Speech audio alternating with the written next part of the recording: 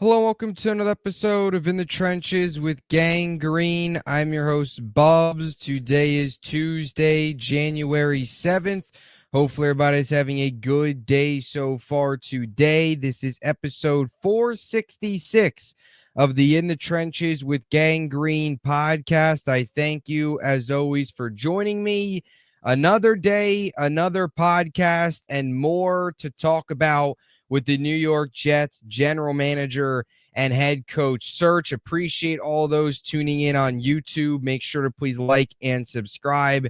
And of course, thank you to those as well tuning in on all the different audio podcast platforms that you can find this show. As always, before we begin today's program, got to tell you about our podcast partners, starting with our friends over at BetUS.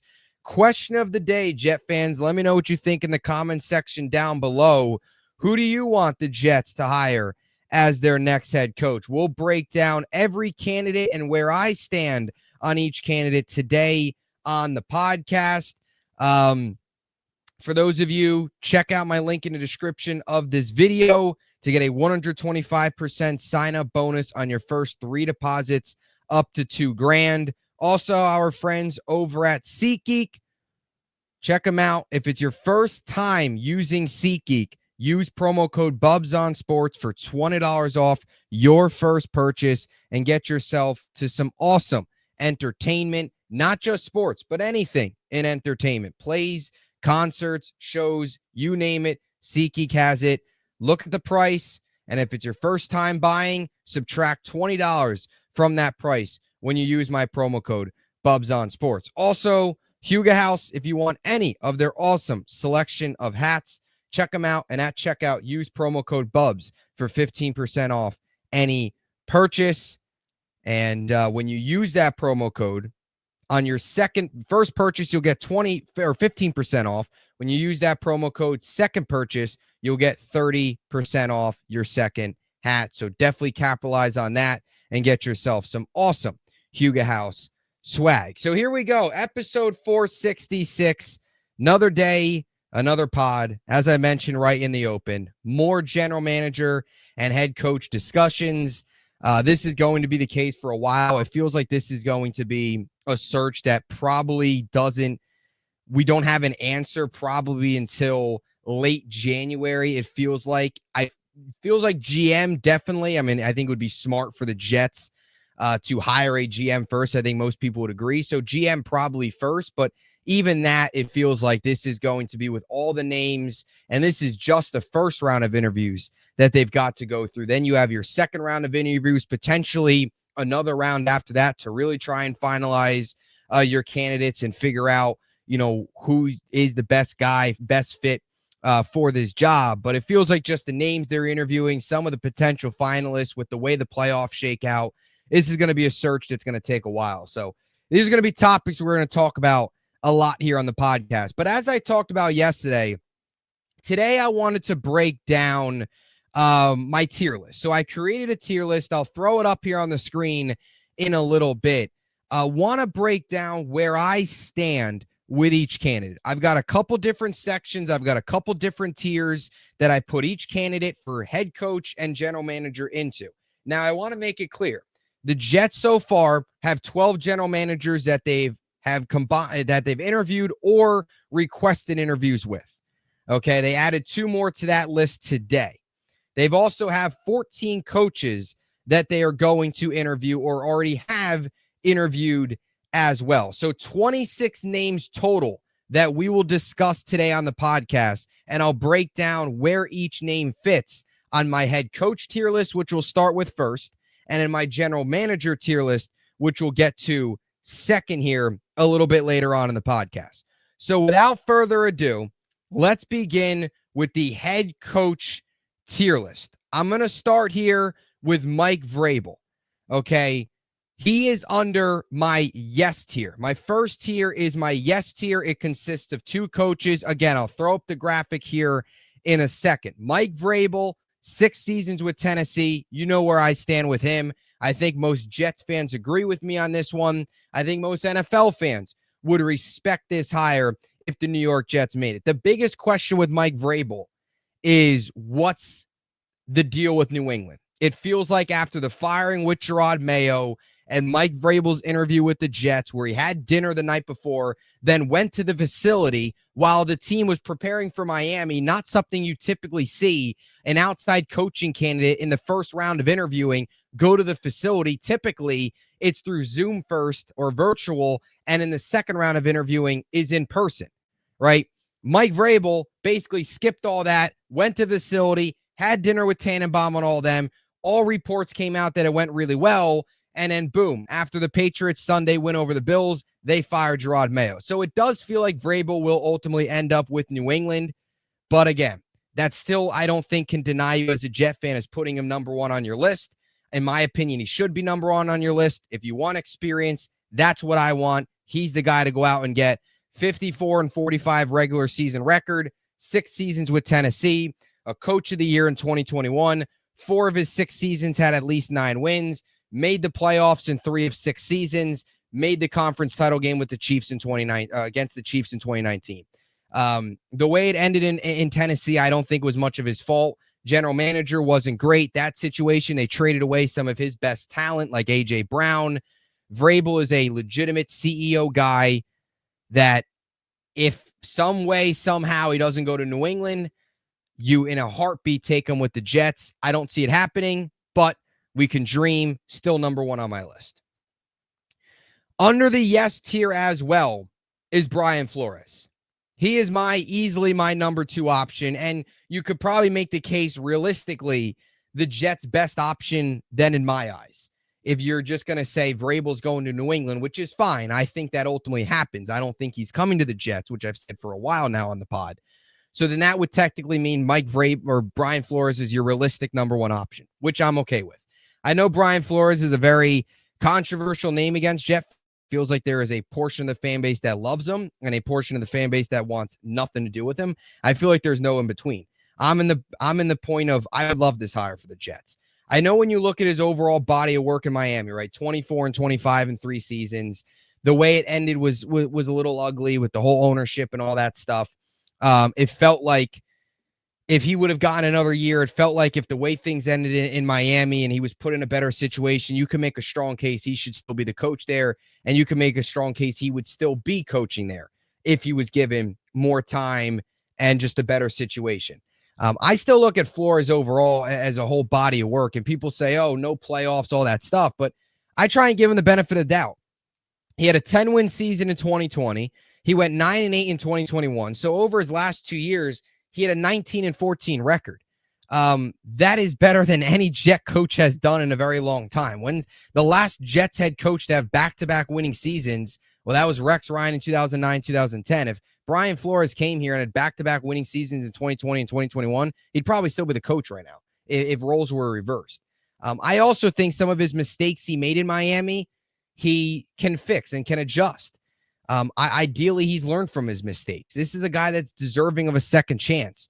He's a well-respected name around the NFL. He's a guy that has worked under Mike Tomlin since and now is doing an excellent job as the defensive coordinator with Minnesota, working under Kevin O'Connell.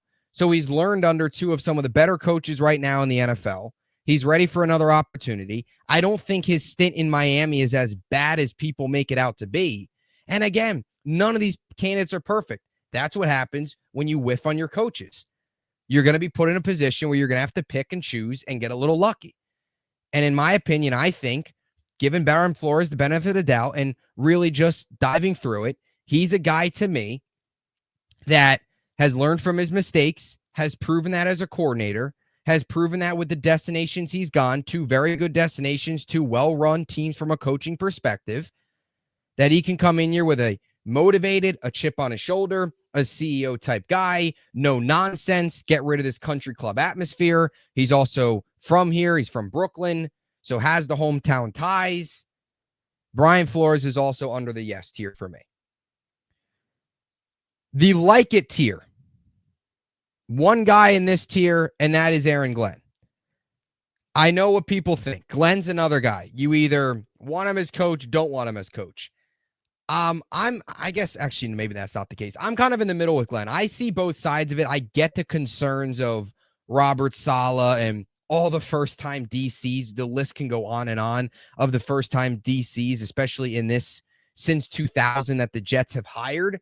And I understand the possibility of not wanting to go back to a first-time DC. I get the whole idea of just not wanting to go back to a defensive-minded head coach in general. And I guess that's why a lot of people, there is a portion of the fan base that wants nothing to do with Vrabel, wants nothing to do with Flores. To me, with Glenn, no, it's a little bit different than Saleh, just because of the fact that he was around with Parcells as a player. He saw Parcells turn it around. I would say, nothing against Saleh, that he's much more well-respected and much more, I feel like he has a lot more connections and a lot more, I don't know, I just feel like than Saleh probably did coming in with the job. He's close with Parcells. You've heard a lot of top coaches in the NFL speak highly of him. I also think with Flores is he's been a part of the organization since 2021 with the Lions. He has seen Dan Campbell build it from the ground up. He has. And ideally, he takes what he's learned in Detroit and applies that here to the Jets. The Lions were a broken organization prior to Dan Campbell. They are now one of the elite organizations in the NFL. They are now one of the organizations that people look up to in terms of trying to turn it around. And Aaron Glenn's been a part of that. And I think seeing that turnaround with the Jets when he was a player, having that connection with Parcells, he's mentioned for years this would be his dream job. Glenn is my top first-time candidate. If they hired Aaron Glenn, I would not be upset. Is there certainly concerns? Yes. I want experience. Flores and Vrabel, that's why they're higher. That's why Glenn's like third on my list of the names the Jets have interviewed so far. So Glenn's under the like it tier. And also, disclaimer, I probably should have said this in the beginning. These are only the coaches the Jets have interviewed. So, Gruden's not on this list. Kingsbury's not on this list. Monken's not on this list. Those guys they could still potentially interview. I don't think Gruden's happening, but Kingsbury and Monken's still possible. Those guys would certainly be Monken. I like as actually a pretty potential first-time guy, but this is just the list of the interviews so far. So if any of those names are off the list, that's why. Next tier here for me is my intrigued tier. I'm going to throw Joe Brady in this one. To me, if it gets to the point where you don't have Vrabel, you don't get Flores, you don't get Glenn, and maybe, I don't know, then you get to that point where you're looking at like the Riveras of the world, the Rexes of the world, the Vance Josephs of the world. You get that deep into this search without a coach, without an answer. Joe Brady's maybe a name that I would kick the tires on. He's under the intrigued tier. I've loved what he's done with Buffalo. Took over an offense last year, took over a team last year as the offensive coordinator at 6-6, went on to win the final 5 games in a row. You've seen what he's done to Josh Allen, having really what feels like the best year of his career. Definitely the most MVP talk that has ever been around Josh Allen. And I also think, too, with Joe Brady is he potentially could be a year early. And that's a good thing. And I guess a bad thing here is I don't think Brady's going to get hired. I don't think he's going to take a job this cycle. I think Brady is going to kind of be next year's versions of like Ben Johnson, where he can get an opportunity, another year of being the offensive coordinator for the Bills, right? He only has a year and a half of being the OC under his belt with Buffalo. So you give him another year of impressive offense in Buffalo, and then he gets a chance to then basically pick the destination that maybe one of the top quarterbacks is going to come out of next year in 2026 to work with those guys. I could see that being kind of on Brady's radar. Like, give it one more year, boost up my stock more, and then be able to hand pick my destination based on draft positioning and based on wherever maybe Manning goes or any of the other top quarterbacks. So it wouldn't be a bad thing to be a year early with the Jets, especially because it always seems like the Jets are late on things. I just think from Brady's perspective, it's probably not crazy realistic this happens, but I'd be intrigued. If they hired him, there would be a lot of concerns, no doubt. But look, he's a very good young offensive mind. The offense right now in Buffalo ranks 10th. You've seen what he's done with James Cook in that run game. I think Breece Hall could benefit from a guy like that. So I'll throw Brady in my intrigued tier. Not in my top 3, on the outside. Certainly a lot of concerns with experience. I mean, he's only been the OC now in Buffalo for a year and a half. So there are some questions there, but intrigued means intrigued, right? It's like my interest would be piqued a little bit. I would certainly be interested. I would be intrigued with this move. My next tier, OC ? Yes. That's Josh McCown. No, I'm not hiring Josh McCown as the head coach. Does that mean that I do not want Josh McCown on the Jets coaching staff next year? No. I would love Josh McCown on the coaching staff. And that's exactly why I put him in the tier of offensive coordinator question mark. Yes. Because I think what the Jets are actually doing is kind of smart, interviewing some of these guys like McCown and even Brian Griese, the quarterback's coach for the Niners. I don't think he has any chance. I don't think McCown's getting the job, nor I think Griese's getting the job. I think McCown is I think it could partially be like if Flores does it well enough in the interview and he's one of their top guys and they like what McCown brings and McCown's potentially comes with Flores' coaching staff. I like the way the Jets are kind of doing that, getting a fuel for Josh McCown to potentially maybe bring him in as the OC with maybe Flores or maybe anybody else. You're telling me like a potential Flores, McCown, maybe JJ McCarthy 2025. I'd be on board with that. If you want to kind of get fun and think of interesting ways to address this quarterback position if Rodgers isn't back in 2025 and address the rest of this coaching staff as well. So Josh McCown, no, not as a head coach. No. He's been a quarterback's coach, was with Carolina, now with Minnesota. You can't go from quarterback's coach to head coach of the New York Jets. No way, but offensive coordinator, 100%. All right, the next tier here is definitely the longest tier. That's my no tier. These are guys I would stay away from. Some guys more than others, but I didn't want to create so many different tiers, so I put these guys in the no tier. I'll throw Vance Joseph in here. I know the way it ended in Denver, the way it went in Denver as a whole was kind of strange. Like he kind of just got thrown into it.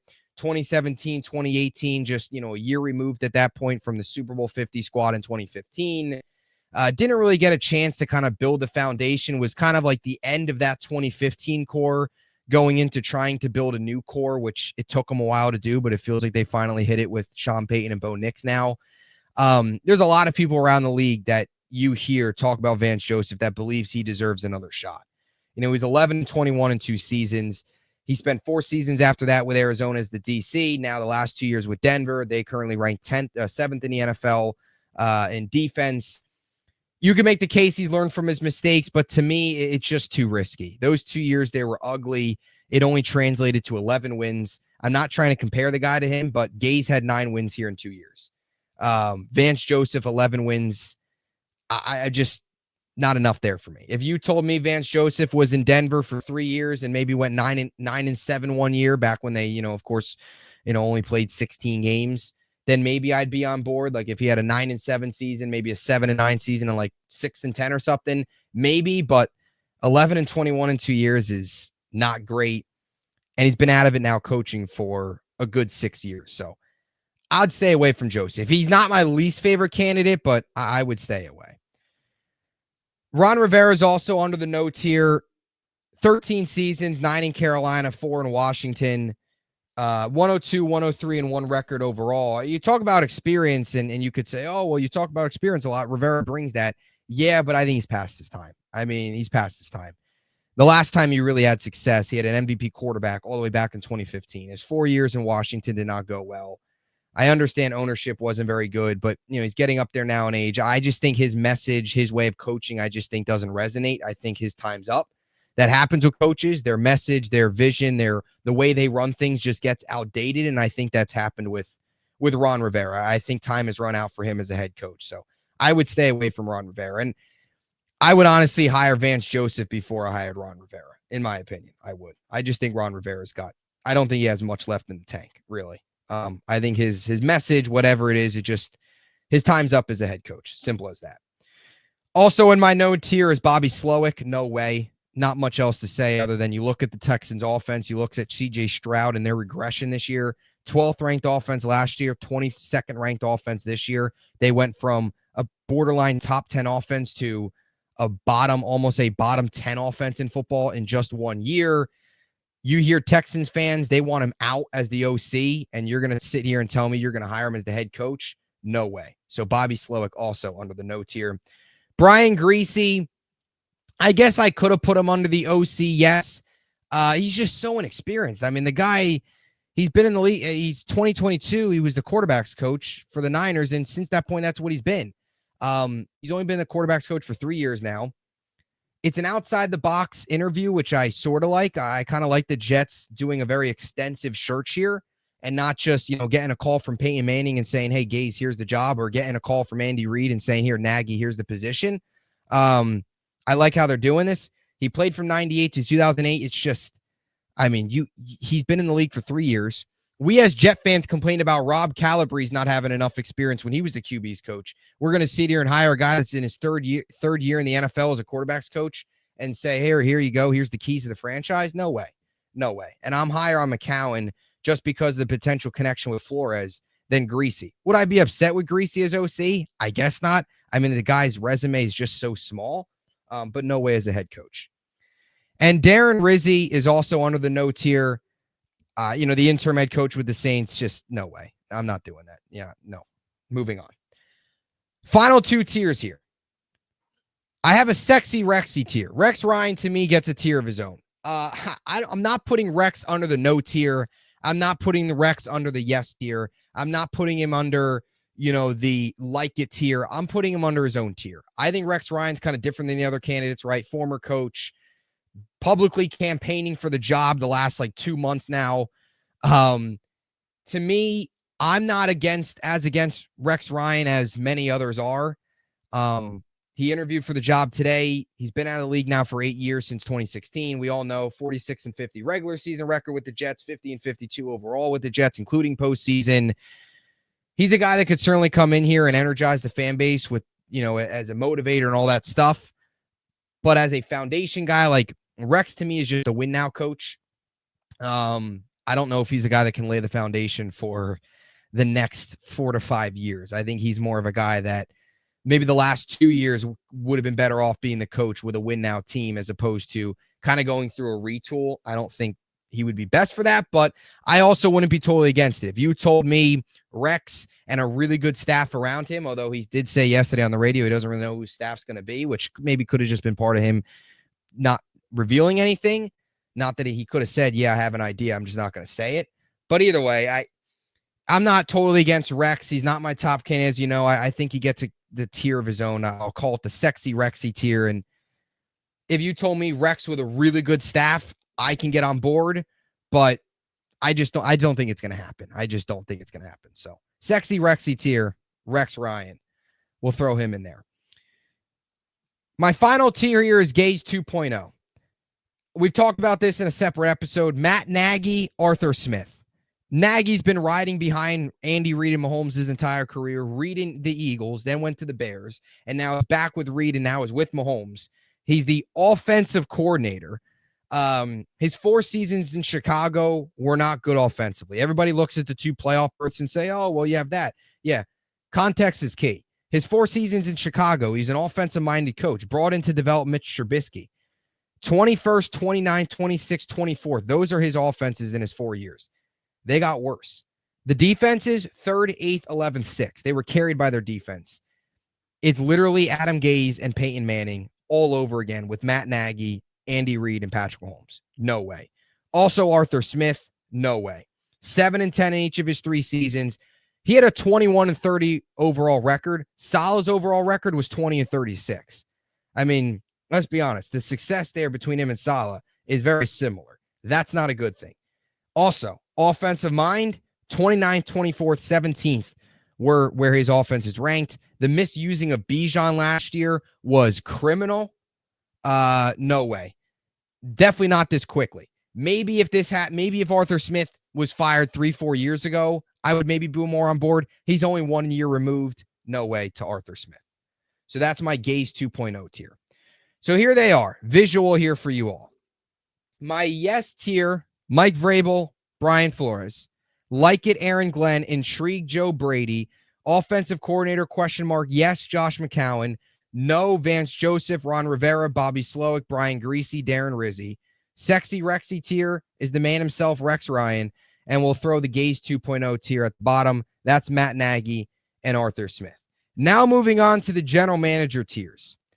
We'll start here with a yes tier as well. That's Thomas Dimitroff.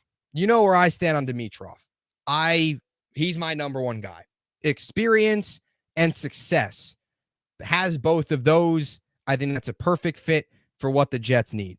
He's a Falcons GM from 2008 to 2020. That's 13 seasons with the team. and he's been in the NFL since 1993. He had a 113-95 overall record in his time in Atlanta.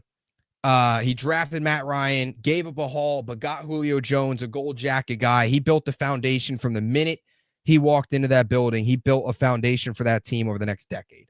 Got them to a Super Bowl. I know they blew it, but the fact that he got them there, his resume is impressive. Very good record. I know people can go in and nitpick some of the things he did. Well, guess what? When you're with a team for 13 years, not everything's going to be perfect. So I think in terms of like an experienced candidate, Thomas Dimitroff is the best they get from a general manager perspective out of the names that the Jets have looked into so far. So he is definitely in my yes tier all alone. He's my yes. He's my number one. Everybody else falls behind Dimitroff for me. Now, I also have a like it tier here for my general manager. Under my like it tier, I'm going to throw Mike Borgonzi in here. I'll be honest, the Mike Borgonzi possibility is growing on me more and more as the days go by. They'll interview him tomorrow. I just like his background. Like out of the inexperienced guys without GM, he would be my number one. I'm still taking Dimitroff over him because of the experience. But in terms of a guy that's never been a GM before, he would be my number one. He's been with the Chiefs now since 2009. 3-time Super Bowl champion. He's been the assistant GM now since 2021, which I think is something that you have to take into consideration. Assistant GM for a team that's now won 2 Super Bowls during that time is impressive and something that I think is noteworthy when evaluating him.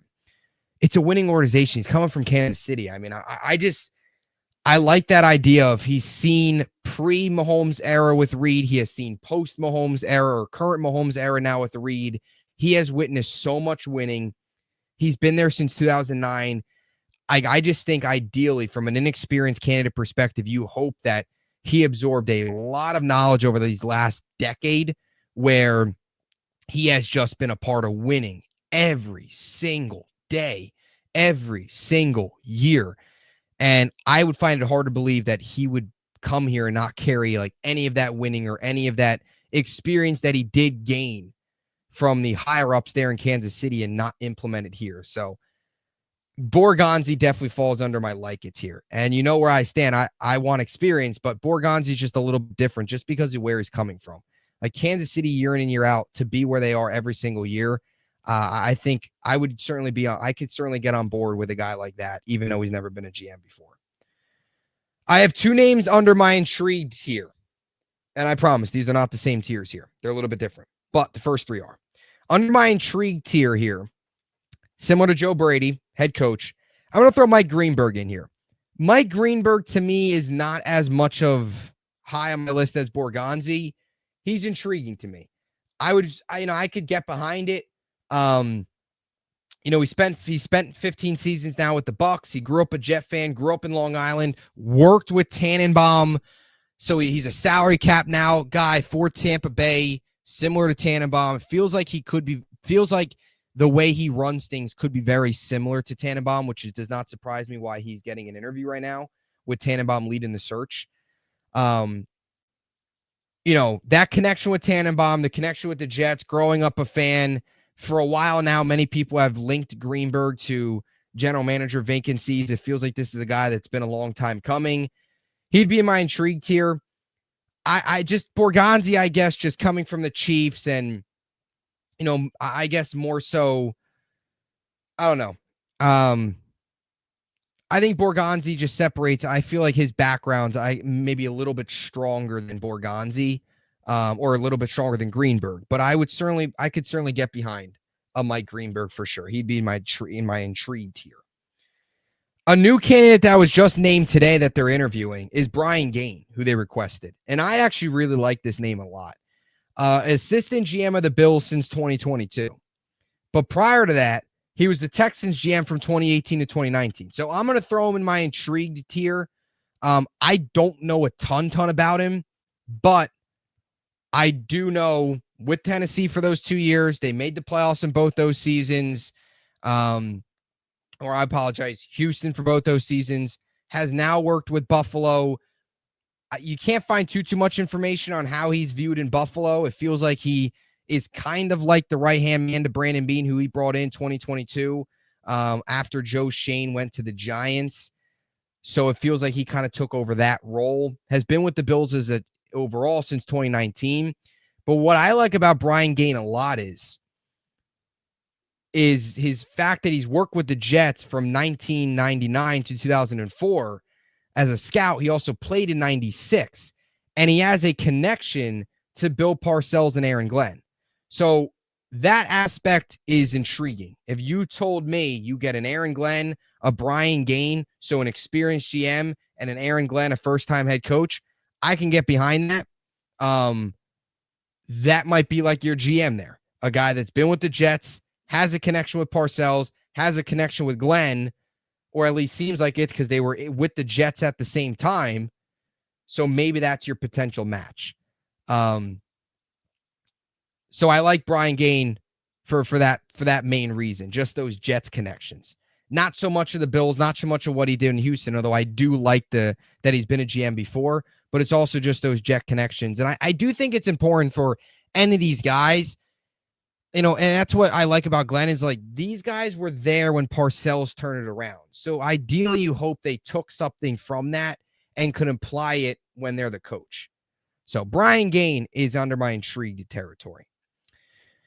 Under my meh category, this is kind of like if they hire him, John Robinson. I'll be honest, I was higher on Robinson at first than I am now.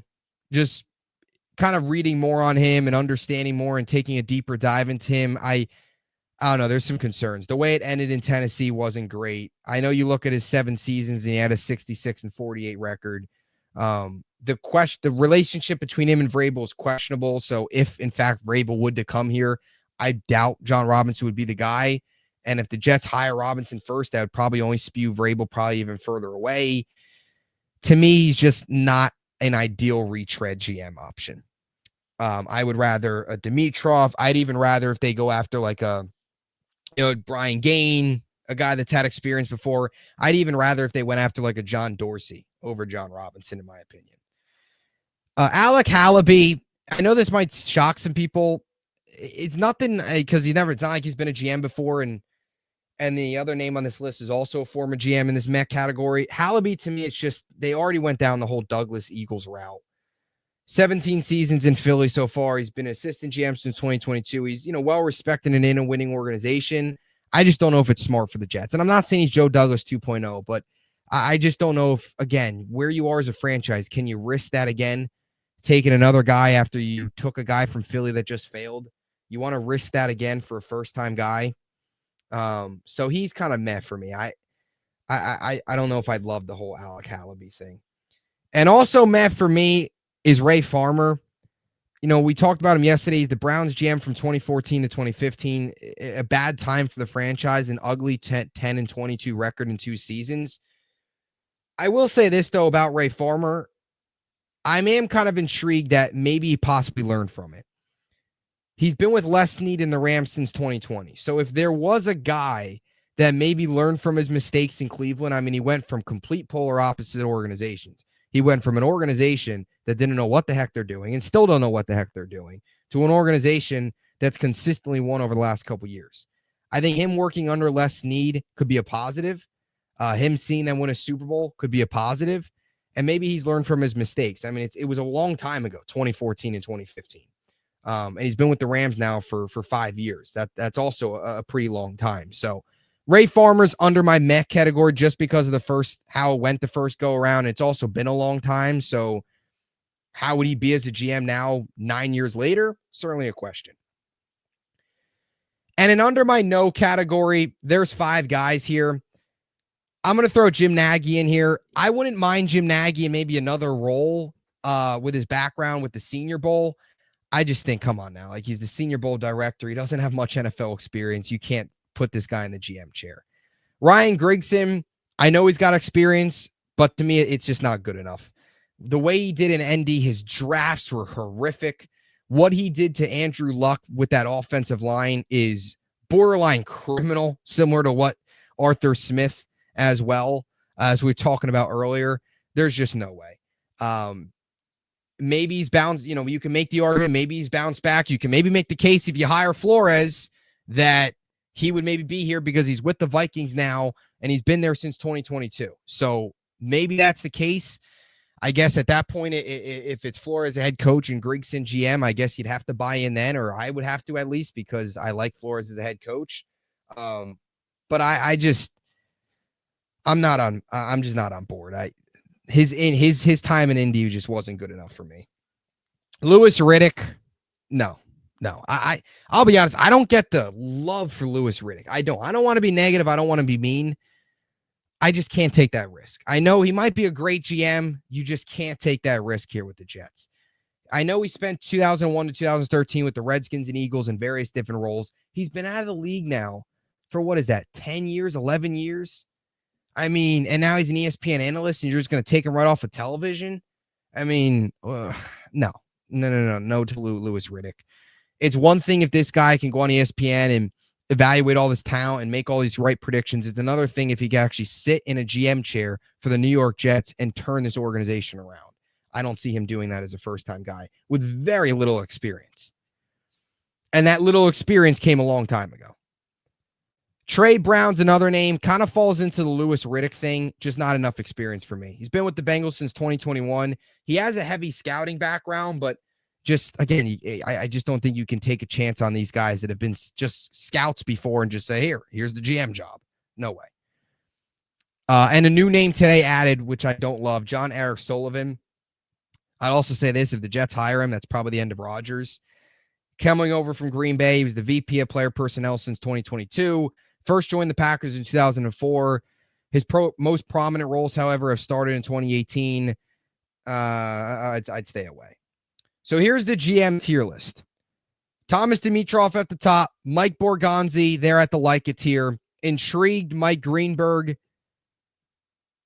And Brian Gain. Meh, John Robinson, Alec Hallaby, and Ray Farmer. And in my no tier, Jim Nagy, Ryan Grigson, Louis Riddick, Trey Brown, and John Eric Sullivan. So there it is, my tier list. Let me know what you think in the comment section down below. Agree with me, disagree with me, kind of the same, whatever. Let me know. I'm open to open conversations in the comment section down below. So based off of this list, Vrabel #1 head coach, Dimitroff #1 GM. That's where I stand. Realistically, though, it's probably going to be Flores, and I think Dimitroff's realistic, and I also think Borgonzi's pretty realistic. Now, the Titans fired their GM today, so the only two GM vacancy are the Titans and the Jets. Now, the #1 pick does help, but we'll see where the Titans go. And with Antonio Pierce getting fired with the Raiders this afternoon, which happened a while ago, the head coach openings are the Jets, Saints, Bears, Jags, Patriots, Raiders. So 6 openings at the head coach and only 2 openings at GM. So Jets should have top pickings at GM here. So we'll see what happens.